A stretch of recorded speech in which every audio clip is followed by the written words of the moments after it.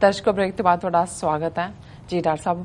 And ਵਾਲੇ issue ਤੋਂ ਪਹਿਲਾਂ ਆਪਾਂ ਫੇਸਬੁੱਕ ਮੈਸੇਜ ਲਵਾਂਗੇ ਜੀ। ਡਾਕਟਰ ਸਾਹਿਬ ਕੀ ਕਹਿਣਾ ਚਾਹੁੰਦੇ ਸਾਡੇ ਵਿਊਅਰਸ? ਹਾਂਜੀ, ਵੀਰ ਕਸ਼ਮੀਰ ਵਰਕ ਲਿਖਦੇ ਨੇ, ਡਾਕਟਰ ਸਾਹਿਬ ਤੁਹਾਨੂੰ ਤੇ ਸਾਰੀ ਟੀਮ ਨੂੰ ਵਾਹਿਗੁਰੂ ਜੀ ਕਾ ਖਾਲਸਾ ਵਾਹਿਗੁਰੂ ਜੀ ਕੀ ਫਤਿਹ। ਖਾਲਿਸਤਾਨ ਜ਼ਿੰਦਾਬਾਦ ਜ਼ਿੰਦਾਬਾਦ ਜ਼ਿੰਦਾਬਾਦ ਜ਼ਿੰਦਾਬਾਦ ਜ਼ਿੰਦਾਬਾਦ। ਬਹੁਤ ਸ਼ੁਕਰੀਆ ਜੀ। ਵੀਰ ਸੁਖਵਿੰਦਰ ਸਿੰਘ ਰਿਆਤ ਲਿਖਦੇ ਨੇ, ਵਾਹਿਗੁਰੂ ਜੀ ਕਾ ਖਾਲਸਾ ਵਾਹਿਗੁਰੂ ਜੀ ਕੀ ਫਤਿਹ। ਡਾਕਟਰ ਸਾਹਿਬ ਅਤੇ ਭੈਣ ਜੀ, ਮੈਂ ਤੁਹਾਡਾ ਕਾਲਮ ਖਾਲਿਸਤਾਨ ਕਾਲਿੰਗ ਰੈਗੂਲਰ ਪੜ੍ਹਦਾ ਤੇ ਸੁਣਦਾ ਹਾਂ।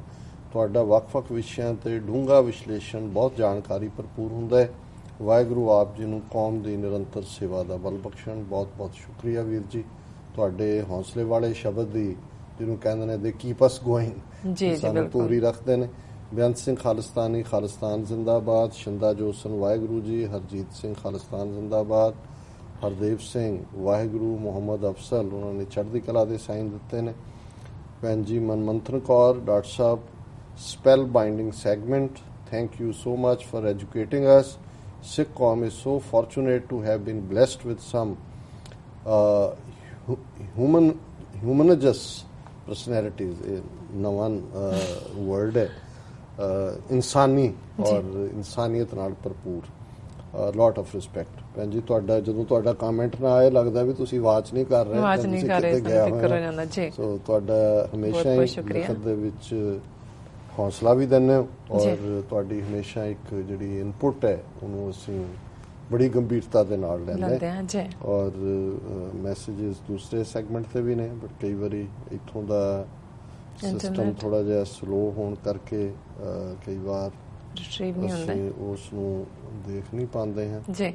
ਪਰ ਕਿਉਂਕਿ ਮੇਰਾ ਇਹ ਹੁੰਦਾ ਯਤਨ ਕਿ ਜਿਹੜੇ ਸਾਡੇ ਆਪਣੀ ਤਾਂ ਗੱਲ ਅਸੀਂ ਕਹਿਣੀ ਹੁੰਦੀ ਹੈ, ਪਰ ਜਿਹੜੇ ਸਾਡੇ ਹਾਂ ਵਿਊਅਰਸ ਦਾ ਔਰ ਲਿਸਨਰਸ ਦਾ ਪਾਰਟ ਹੈ ਉਸ ਨੂੰ ਅਸੀਂ ਕਹਿ ਸਕੀਏ। ਹਾਂਜੀ, ਕਮਲਜੀਤ ਸਿੰਘ ਮਾਨ, ਬੇਅੰਤ ਸਿੰਘ ਖਾਲਿਸਤਾਨੀ, ਮਸਤਾਨ ਸਿੰਘ ਦੂਲੇ, ਸਵਰਨ ਬੋਪਾ ਰਾਏ, ਰਾਜਾ ਮੁਕਤਸਰ ਔਰ ਹੋਰ ਨੇ ਵੀਰ। ਸੋ ਮੈਂ ਹੁਣ ਮੈਸੇजेस ਵੱਲ ਨਹੀਂ ਜਾਵਾਂਗਾ ਜੀ, ਕਿਉਂਕਿ ਜਿਹੜਾ ਇੱਕ ਵਿਸ਼ਾ ਜਿਸ ਦੇ ਉੱਤੇ ਅਸੀਂ ਇੱਕ ਸੈਗਮੈਂਟ ਪਿਛਲੇ ਹਫ਼ਤੇ 'ਚ ਕੀਤਾ ਔਰ ਮੈਨੂੰ ਖੁਸ਼ੀ ਹੋਈ ਕਿ ਵੀ ਈਵਨ ਪੰਜਾਬ 'ਚ ਚੰਡੀਗੜ੍ਹ ਤੋਂ ਵੀ ਕਾਲ ਆਈ, ਉਹਨਾਂ ਨੇ ਕਿਹਾ ਜੀ ਬਹੁਤ ਬਹੁਤ ਵਧਾਈਆਂ। ਮੈਂ ਕਿਹਾ ਜੀ ਕੋਈ, ਮੈਨੂੰ ਲੱਗਿਆ ਵੀ ਪਤਾ ਨਹੀਂ ਕੋਈ ਚੰਗਾ ਵਾਕਿਆ ਉੱਥੇ ਹੋਇਆ ਹੈ, ਤਾਂ ਮੈਂ ਕਿਹਾ ਜੀ ਕਾਹਦੀ? ਕਹਿੰਦੇ ਜੀ ਤੁਸੀਂ ਰੋਹਿੰਗਿਆ ਮੁਸਲਮਾਨਾਂ ਦੀ ਗੱਲ ਕੀਤੀ ਔਰ ਉਸ ਤੋਂ ਬਾਅਦ 4 ਚੁਫੇਰੇ ਗੱਲ ਹੋਣੀ ਸ਼ੁਰੂ ਹੋ ਗਈ ਜੀ ਕਿ ਵੀ ਹੁਣ ਬਹੁਤ ਸਾਰਿਆਂ ਨੇ, ਇੰਡੋਨੇਸ਼ੀਆ ਨੇ ਸਟੈਂਡ ਲਿਆ, ਦੂਜਿਆਂ ਨੇ ਲਿਆ, ਬੰਗਲਾਦੇਸ਼ ਵੀ ਗੱਲਬਾਤ ਕਰ ਰਿਹਾ ਹੈ। ਹਾਲਾਂ ਮੋਦੀ ਉੱਥੇ ਗਿਆ ਹੋਇਆ ਹੈ, ਅੱਜ ਚੀਨ ਤੋਂ ਵਾਪਸ ਆਇਆ, ਉੱਥੇ ਉਹਦੀ ਤਾਂ ਕੋਈ ਨਹੀਂ ਆਈ ਰਿਪੋਰਟਿੰਗ ਜਿਹਨਾਂ ਨੇ ਕੀ ਕਹਿਣਾ। ਇਸ ਦੇ ਉਲਟ ਜਿਹੜਾ ਇਹਨਾਂ ਦਾ ਹੋਮ ਮਿਨਿਸਟਰ ਕਿਰਨ ਰਿਜਿਜੂ ਹੈ, ਇਸ ਵੇਲੇ ਇੱਕ ਅੰਦਾਜ਼ੇ ਮੁਤਾਬਕ 40,000 ਦੇ ਕਰੀਬ ਰੋਹਿੰਗਿਆ ਮੁਸਲਮਾਨ ਜੈਪੁਰ, ਜੰਮੂ, ਦਿੱਲੀ ਕਈ ਥਾਵਾਂ ਦੇ ਉੱਤੇ ਕੈਂਪਡ ਨੇ ਔਰ ਇਹ ਧੜੱਲੇ ਨਾਲ ਕਹਿ ਰਹੇ ਨੇ ਵੀ ਅਸੀਂ ਇਹਨਾਂ ਨੂੰ ਕੱਢ ਦੇਣਾ। ਦੂਸਰੇ ਪਾਸੇ ਜਿਹੜੀ ਖਬਰ ਸਾਰੇ ਮੀਡੀਆ 'ਚ ਆਈ ਕਿ ਹੁਣ ਜਦੋਂ ਤੱਕ ਤਾਂ ਮੁਸਲਮਾਨ ਆ ਰਹੇ ਸੀ ਉਦੋਂ ਤੱਕ ਉਹਨਾਂ ਨੂੰ ਲੱਗਦਾ ਸੀ ਜੀ ਇਹ ਸਭ, ਹੁਣ ਉੱਥੋਂ ਕਿੰਨੇ 100-500 ਦੇ ਕਰੀਬ ਨੰਬਰ ਆਇਆ ਹੈ। ਹਿੰਦੂ ਰਿਫਿਊਜੀ ਵੀ ਉਹਨਾਂ ਪਿੰਡਾਂ 'ਚ ਹਿੰਦੂਆਂ 'ਤੇ ਵੀ ਉਹਨਾਂ ਨੇ ਅਟੈਕ ਸ਼ੁਰੂ ਕਰਤਾ ਫੌਜ ਨੇ, ਬਰਮੀਜ਼ ਦੇ, ਔਰ ਉਹ ਬਾਰਡਰ ਕ੍ਰਾਸ ਕਰਕੇ ਬੰਗਲਾਦੇਸ਼ ਪਹੁੰਚ ਗਏ ਨੇ ਔਰ ਉਹਨਾਂ ਨੇ ਵੈਲਕਮ ਕੀਤਾ ਉਹਨਾਂ ਨੂੰ ਜੀ। ਹੁਣ ਜਦੋਂ ਅਸੀਂ ਇਨਸਾਨੀ ਪੀੜ ਦੀ ਗੱਲ ਕਰਦੇ ਹਾਂ, ਜਿਵੇਂ ਭੈਣ ਜੀ ਮਨਮੰਥਨ ਕੌਰ ਨੇ ਕਿਹਾ ਕਿ ਵੀ ਜਦੋਂ ਇਨਸਾਨੀਅਤ ਨਾਲ ਲੈਬਰੇਜ ਜਿਹੜੇ ਦਿਲ ਹੁੰਦੇ ਨੇ, ਜਿਨ੍ਹਾਂ ਦੇ ਵਿੱਚ ਉਹ ਹਿਊਮਨ ਫੀਲਿੰਗਸ ਹੁੰਦੀਆਂ, ਫਰਕ ਤਾਂ ਇਹੀ ਹੈ। ਹਾਲਾਂਕਿ ਆਪਣਿਆਂ ਦੇ ਲਈ ਤਾਂ ਜਾਨਵਰ ਵੀ ਜਦੋਂ ਤੁਸੀਂ ਕੱਟਾ ਕੱਟੀ, ਬੱਚਾ ਬੱਚੀ ਸੈਪਰੇਟ ਕਰਦੇ ਹੋ ਜਾਂ ਕਦੇ ਉਹਨਾਂ ਦੇ ਸੂਣ ਲੱਗਿਆਂ ਮਰ ਜਾਂਦੇ ਨੇ, ਤੁਸੀਂ ਅਥਰੂ ਦੇਖ ਸਕਦੇ ਹੋ ਜੀ ਜੀ ਬਿਲਕੁਲ। ਤੁਸੀਂ ਈਵਨ ਪਲਾਂਟਸ ਦੇ ਵਿੱਚ ਵੀ ਹੁਣ ਜਿਵੇਂ ਅਸੀਂ ਟੱਚ ਮੀ ਨਾਟ ਫਲਾਵਰ ਲਾਜਵੰਤੀ ਦੀ ਗੱਲ ਕਰਦੇ ਹਾਂ ਕਿ ਤੁਸੀਂ ਜਿਉਂ ਹੀ ਉਂਗਲ ਕਰਦੇ ਹੋ ਪਾਸੇ ਹੋ ਜਾਂਦਾ ਹੈ ਔਰ ਇਹ ਜਿਹੜੇ ਸ਼ਰਮੀਲੇ ਅੰਦਾਜ਼ ਦੀਆਂ ਬੱਚੀਆਂ ਹੁੰਦੀਆਂ ਸੀ ਉਹਨਾਂ ਦਾ ਨਾਂ ਲਾਜਵੰਤੀ ਰੱਖਿਆ ਜਾਂਦਾ ਸੀ ਜੀ। ਹੁਣ ਉਹਨਾਂ ਦੇ ਵਿੱਚ ਵੀ ਉਹ ਸੈਂਸਿਟੀਵਿਟੀ ਹੈ। ਤੇ ਇਨਸਾਨ ਜਿਹੜਾ ਕਿ ਇਸ ਧਰਤੀ ਦਾ ਜੋ ਸਗਲ ਜੋਨ ਤੇਰੀ ਪਨਿਹਾਰੀ, ਇਸ ਧਰਤੀ ਮੈਂ ਤੇਰੀ ਸਿੱਖਦਾਰੀ, ਇਸ ਧਰਤੀ ਦਾ ਜਿਹਨੂੰ ਬਾਦਸ਼ਾਹ, ਜੇ ਸਾਡੇ ਚੋਂ ਫੀਲਿੰਗ ਕੱਢ ਲਓ, ਇਨਸਾਨ ਹੈਵਾਨਾਂ ਦੇ ਵਿੱਚ ਵੀ ਫੀਲਿੰਗ ਹੈ। ਇਹ ਅਸੀਂ ਕਈ ਵਾਰੀ ਕਹਿ ਦਿੰਦੇ ਹਾਂ ਜੀ ਇਹ ਤਾਂ ਹੈਵਾਨੀਅਤ ਹੈ, ਹੈਵਾਨਾਂ ਦੇ ਵਿੱਚ ਵੀ ਫੀਲਿੰਗ ਹੈ। ਔਰ ਜੇ ਅਸੀਂ ਇਹ ਅਸੀਂ ਦੇਖੀਏ ਕਿ ਭਾਈ ਉਹ ਪੰਖੇਰੂ ਹੋਣ, ਅਸਮਾਨਾਂ 'ਚ ਉੱਡਣ ਵਾਲੇ ਪੰਛੀ ਹੋਣ, ਉਹ ਚਰਨ ਵਾਲੇ ਹੋਣ, ਜਿਨ੍ਹਾਂ ਨੂੰ ਅਸੀਂ ਜਿਹੜੇ ਜਦੋਂ ਕਹਿੰਦੇ ਆ ਕਿ ਕੋਈ ਜਿਹੜਾ ਚਾਰ ਲੱਤਾਂ ਵਾਲਾ ਹਰ ਇੱਕ ਦੇ ਵਿੱਚ ਫੀਲਿੰਗ ਹੈ। ਪਰ ਅਸੀਂ ਜੇ ਇਸ ਤੋਂ ਰਹਿਤ ਹੈ, ਹੁਣ ਇੱਕ ਪਾਸੇ ਜਦੋਂ ਇੱਕ ਲਾਰਜੈਸਟ ਡੈਮੋਕ੍ਰੇਸੀ ਦਾ ਇਹ ਢੰਡੋਰਾ ਪਿੱਟਦੇ ਨੇ ਕਿ ਜੀ ਸਾਨੂੰ ਰੈਕਗਨਾਈਜ਼ ਕਰੋ, ਅਸੀਂ ਦੁਨੀਆ ਦੀ ਵੱਡਾ ਲੋਕਤੰਤਰ ਹੈ।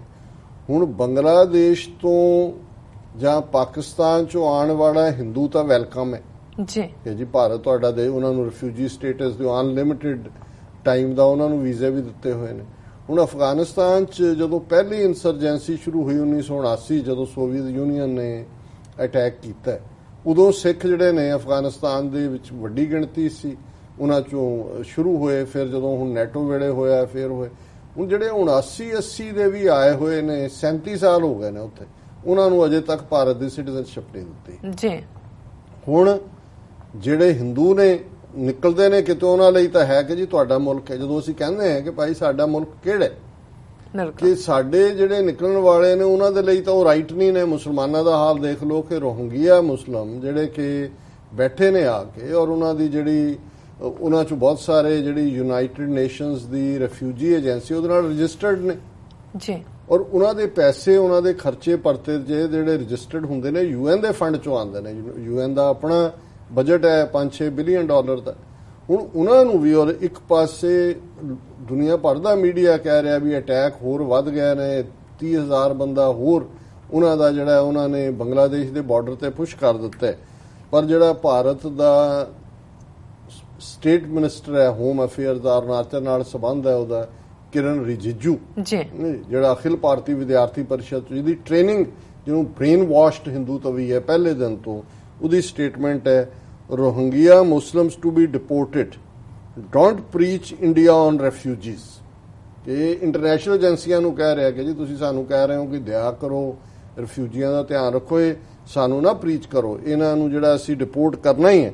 ਔਰ ਉਹਦੇ 'ਚ ਉਹਨੇ ਕਿਹਾ ਕਿ we assuring that nobody should preach India on the issue as the country has absorbed the maximum refugees in the world. I want to tell the international organizations, whether the Rohingya are registered under United Nations Human Rights Commission or not, they are illegal immigrants in India, Rijizu told reporters here, and they will be deported. और इस दे नाल ही एक पासे ये inhuman line है, दूजे पासे जिहड़ी खबर अमरीका दे हवाले नाल अज अमरीका च प्रोटेस्ट भी होए ने, दुनिया च भी चर्चा है कि ओबामा ने एक प्रोग्राम जिन्हों डाका प्रोग्राम कहंदे सी कि deferred action for childhood arrivals, कि जिहड़े इत्थे तो बहुत छोटे सी बच्चे आए ਉਹਨਾਂ ਨੂੰ ਇਮੀਗ੍ਰੇਸ਼ਨ ਦਾ ਜਿਹੜਾ ਹੈ ਉਹ ਹਾਲਾਂ ਟੈਂਪਰੇਰੀ ਸੀ ਕਿ ਪੜ੍ਹਾਈ ਕਰ ਸਕਦੇ ਨੇ, ਦੂਜਾ ਔਰ ਕਈ ਉਹਨਾਂ 'ਚ 2012 ਦੇ ਰਜਿਸਟਰ ਹੋਏ ਨੇ। ਔਰ ਉਹਨਾਂ ਨੂੰ ਇਹਨੇ ਕਿਹਾ, ਟਰੰਪ ਨੇ ਆਰਡਰ ਕੱਢਿਆ ਉਹਦੇ, ਉਹ ਜੈਫ ਨੇ, ਕਿ ਵੀ ਇਹ ਸਾਰੇ ਜਿਹੜਾ ਇਹਨੂੰ ਸਕੀਮ ਨੂੰ ਅਸੀਂ ਬੰਦ ਕਰ ਰਹੇ ਹਾਂ, ਨੈਕਸਟ 2 ਇਅਰਸ ਤੱਕ ਜਿਹੜਾ ਉਹ ਬਿਲਕੁਲ ਖਤਮ ਹੋ ਜਾਏਗੀ, ਨਵੇਂ ਨਹੀਂ ਰਜਿਸਟਰ ਹੋਣਗੇ। ਜੇ ਕਾਂਗਰਸ ਨਵਾਂ ਲੈਜਿਸਲੇਸ਼ਨ ਲਿਆਂਦੀ ਹੈ ਉਹਨੂੰ ਦੇਖਿਆ ਜਾਏਗਾ। ਔਰ ਇਹ Trump ends DACA program, no new applications accepted. मैं हुण डिटेल च नहीं पढ़ सकता क्योंकि घड़ी वाल मैं देख रहा जी, पर यह भी जे हुण ये कहना होए जो फ्यूचर दे हिस्टोरीयन लिखणगे, एक पासे हिंदूत्वी मोदी, दूजे पासे ये जिहड़ा राइट विंगर ट्रंप, जिन्हां दे हिरदे च दिल च कोई दया ना दी चीज़ नहीं है। और इन्हां ने अमरीका नूं जिहड़ा वो नाजी जर्मनी बनाया होया है, और उधर मोदी एंड कंपनी ने भारत नूं नाजी जर्मनी बनाया होया है। सो ये इन्हां दोनों ट्विन्स दी करतूत है जी। राज साहब बिल्कुल हुण तां साडे दर्शकां दस दो अज दा विचार। अज दे विचार लई असीं पंजवें पातशाह दा शब्द सूही महला पंजवां विचार लई चुणिआ जी। उहदे च इंसानी मन साडा किवें बुरे कंमां वल इकदम तुर पैंदा है, पर चंगा काम करन तो पहलां असीं किन्नी वार सोचदे हां ते बहुत वारी वो सोच के फिर करदे ही नहीं जी।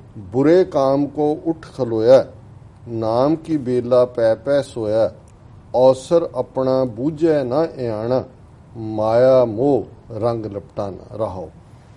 कि जदों असीं कोई बुरा काम करना है उदों तां असीं इकदम उठ खलोंदे ते जदों नाम की बेला पै पै सोया, फिर गफलत दे विच सुत्ते हुंदे जदों रब नूं याद करना है जां चंगे काम करने ने।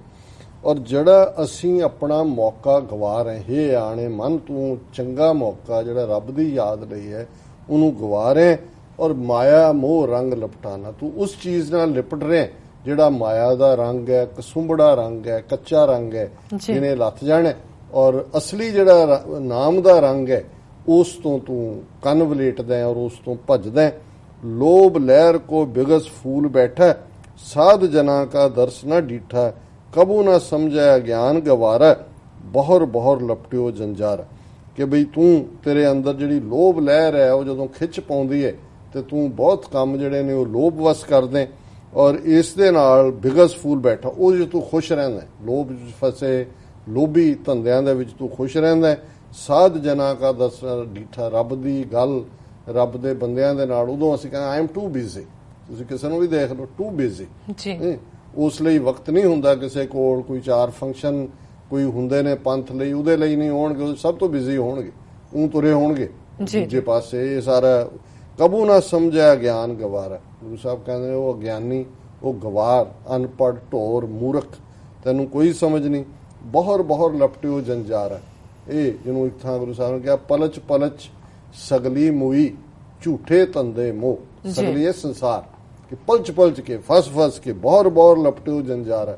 ਉਸ ਜੰਜਾਲ ਦੇ ਵਿੱਚ ਬਾਰ-ਬਾਰ ਲਿਪਟਣ ਦੀ ਲਾਈਨ ਹੈ। ਫਿਰ ਰਹਾਓ ਹੈ, ਕਹੋ ਨਾਨਕ ਪ੍ਰਭ ਬਖਸ਼ ਕਰੀਜੈ, ਕਰ ਕਿਰਪਾ ਮੋਹੇ ਸਾਧ ਸੰਗ ਦੀਜੈ, ਤੋ ਕਿਛ ਪਾਈਐ ਜੋ ਹੋਈਐ ਰਹਿਣਾ, ਹੋਈਐ ਰੇਨਾ, ਜਿਸੈ ਬੁਝਾਏ ਤਿਸ ਨਾਮ ਲੈਣਾ। ਗੁਰੂ ਨਾਨਕ 5ਵੇਂ ਪਾਤਸ਼ਾਹ ਫਰਮਾਉਂਦੇ ਨੇ ਕਿ ਕਹੋ ਨਾਨਕ ਪ੍ਰਭ ਬਖਸ਼ ਕਰੀਜੈ, ਕਿ ਹੇ ਵਾਹਿਗੁਰੂ ਬਖਸ਼ਿਸ਼ ਕਰ ਕਿਰਪਾ ਮੋਏ ਸਾਧ ਸੰਗ ਦੀਜੈ, ਕਿਰਪਾ ਕਰਕੇ ਮੈਨੂੰ ਸਾਧ ਸੰਗਤ ਬਖਸ਼ੋ, ਭਲੇ ਲੋਕਾਂ ਦੀ ਸੰਗਤ ਦਿਓ। ਤੋ ਕਿਛ ਪਾਈਐ ਜੋ ਹੋਈ ਹੈ ਰੇਨਾ, ਰੇਨ ਕਹਿੰਦੇ ਨੇ ਧੂੜ ਨੂੰ, ਮਿੱਟੀ ਨੂੰ, ਹਿਊਮਿਲਿਟੀ, ਕਿ ਉਦੋਂ ਹੀ ਜ਼ਿੰਦਗੀ 'ਚ ਕੁਝ ਹਾਸਲ ਹੁੰਦਾ ਹੈ ਜੇ ਨਿਮਰਤਾ ਅਸੀਂ ਧਾਰਨ ਕਰਾਂਗੇ। ਜਿਸੈ ਬੁਝਾਏ ਤਿਸ ਨਾਮ ਲੈਣਾ, ਜਿਸ ਨੂੰ ਇਸ ਗੱਲ ਦੀ ਸਮਝ ਆ ਜਾਏ, ਨਿਰੰਕਾਰ ਦੀ ਕਿਰਪਾ ਨਾਲ ਹਿਊਮਿਲਿਟੀ ਆ ਜਾਏ, ਤਿਸ ਨਾਮ ਲੈਣਾ ਰਹਾਓ, ਕਿ ਉਹੀ ਇਸ ਰਸਤੇ ਦੇ ਉੱਤੇ ਤੁਰਦਾ। ਆਪਸ ਕੋ ਜੋ ਜਾਣੈ ਨੀਚਾ, ਸੋ ਗਣੀਐ ਸਭ ਤੇ ਉੱਚਾ।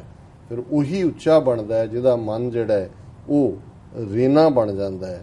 ਸਾਧ ਸੰਗਤ ਦੇ ਵਿੱਚ, ਨਾਮ ਦੇ ਵਿੱਚ ਉਹ ਆਪਣੀ ਸੁਰਤ ਨੂੰ ਦ੍ਰਿੜ ਕਰਦਾ ਹੈ। ਜੀ ਸਾਹਿਬ, ਤੁਹਾਡਾ ਬਹੁਤ ਬਹੁਤ ਸ਼ੁਕਰੀਆ। ਤੁਸੀਂ ਅੱਜ ਦੇ ਅਹਿਮ ਇਸ਼ੂ ਤੇ ਅੱਜ ਦਾ ਵਿਚਾਰ ਸਾਡੇ ਦਰਸ਼ਕਾਂ ਨਾਲ ਸਾਂਝਾ ਕੀਤਾ। ਇਸ ਨਾਲ ਆਪਣੇ ਵਿਊਅਰਸ ਕੋਲ ਨੇ ਇਜਾਜ਼ਤ। ਵਿਊਅਰਸ, ਸਾਡੇ ਪ੍ਰੋਗਰਾਮ ਦਾ ਸਮਾਂ ਇੱਥੇ ਸਮਾਪਤ ਹੁੰਦਾ। ਤੁਸੀਂ ਆਪਣੀ ਰਾਏ ਤੇ ਸੁਝਾਅ ਸਾਨੂੰ ਭੇਜਣਾ ਭੁੱਲਣਾ ਸਾਡੇ ਇਸ ਪਤੇ ਤੇ sos@tvh4.tv ਤੇ। ਅਸੀਂ ਆਪਣਾ ਪ੍ਰੋਗਰਾਮ ਲੈ ਕੇ ਫਿਰ ਦੁਬਾਰਾ ਹਾਜ਼ਰ ਹੋਵਾਂਗੇ। ਤਦ ਤੱਕ ਲਈ ਮੈਨੂੰ ਤੇ ਮੇਰਾ ਸਾਥ ਆਗਿਆ ਦਿਓ। ਦੇਖਦੇ ਰਹੋ TVH4। ਬੁਲਾ ਦਿਓ ਫਤਿਹ। ਵਾਹਿਗੁਰੂ ਜੀ ਕਾ ਖਾਲਸਾ, ਵਾਹਿਗੁਰੂ ਜੀ ਕੀ ਫਤਿਹ।